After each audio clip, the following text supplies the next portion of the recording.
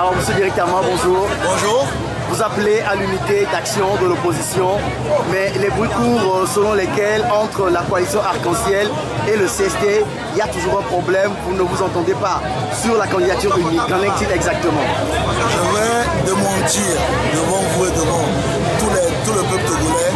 À ce jour, il y a une très bonne entente, une réelle synergie entre la coalition Arc-en-Ciel et le CST. La question de la démarche unitaire est une question que tout le monde accepte et épouse.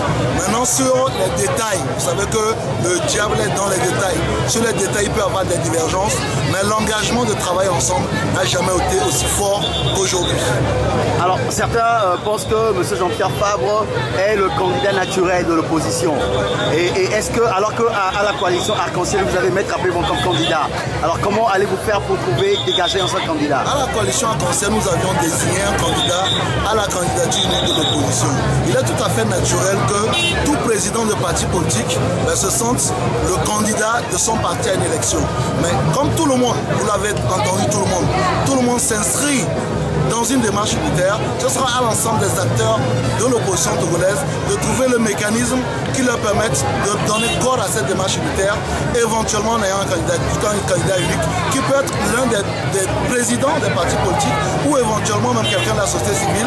Ce sera à l'ensemble de la classe politique togolaise de le définir en mesure de pouvoir porter ce candidat-là à l'élection et d'amener les populations togolaises à voter pour lui pour qu'on ait l'alternance en 2015.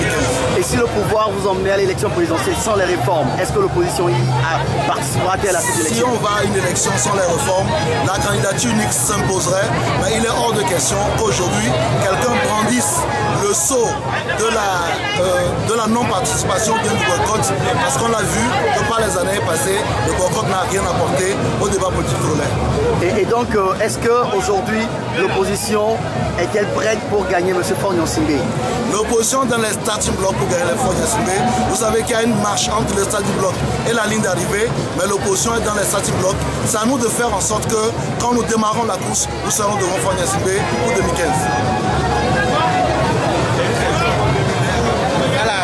Au congrès, presque tous les partis de l'Arc-en-Ciel ont pris la parole. Est-ce que cela ne signe pas peut-être une certaine dissension au sein de nous? On n'a pas laissé le leader, le président du parti. Tous les partis ont pris la parole parce que les invitations au congrès ont été adressées aux partis politiques. Et il était évident que chaque parti politique puisse exprimer son soutien et sa solidarité avec le parti politique ANC qui peut s'en congrès.